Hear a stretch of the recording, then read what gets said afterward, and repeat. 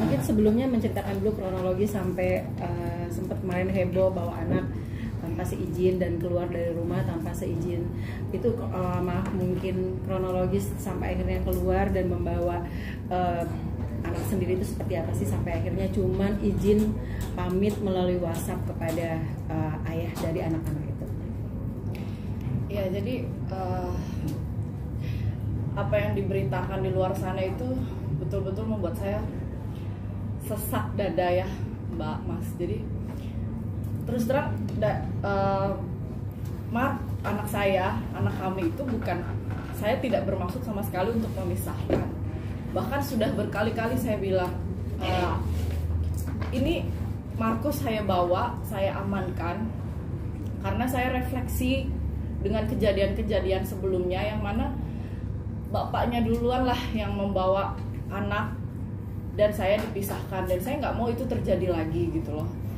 Dan kata lain, saya bawa Marco itu hanya untuk sementara aja, dan itu pun selama proses ini saya sudah menawarkan secara baik-baik, ayo kalau mau ketemu sama Marco, ayo ya bang, saya banyak kok bukti-bukti chatnya. Bahkan saya sudah minta ke Yama Carlos untuk bertemu 4 mata baik-baik, tapi dari Yama ini dia, makanya saya bingung ya.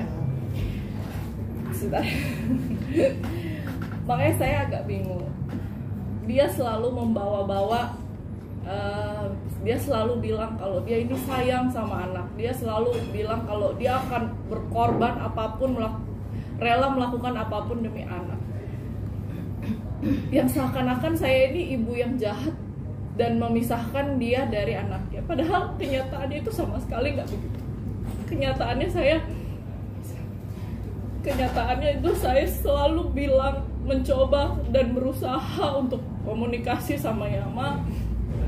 Saya bilang, ayo kalau mau ketemu sama anak, ayo ketemu, saya pertemukan, karena saya juga nggak tega, Mbak. Saya juga sakit sebagai seorang ibu, terpaksa memisahkan anak dari bapaknya. Saya juga nggak mau begitu, karena saya tahu perceraian ini pun yang lebih sakit itu di anak, bukan saya atau bapaknya. Pasti yang lebih terluka hatinya adalah anak, yang jadi korban adalah anak. Jadi itu juga berat di saya. Saya mau, keinginan saya itu besar, harapan saya adalah kita berakhir dengan baik-baik, kita jalani prosesnya ini dengan baik, dan kita bisa menjadi partner atau orang tuanya Marco dengan baik ke depannya. Jadi saya minta untuk pihak sana disudahilah. Ini bukan pertempuran, ini bukan peperangan ya, ini saya hanya minta berpisah dengan baik-baik. Nggak ada saya mau seperti ini, karena memang udah berkali-kali ya kami ini ribut-ribut. Yang saya sayangkan, kenapa sih setiap ada masalah rumah tangga selalu jadi konsumsi publik? Kenapa selalu dibawa media, dimunculkan ke sosial media gitu?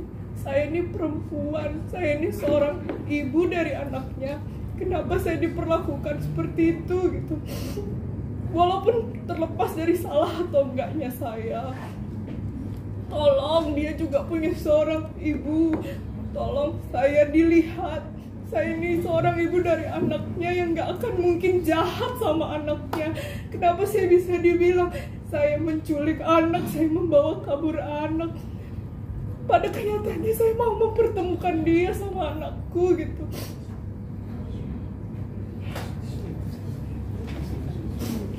Saya sesak dada sekali, saya tahan.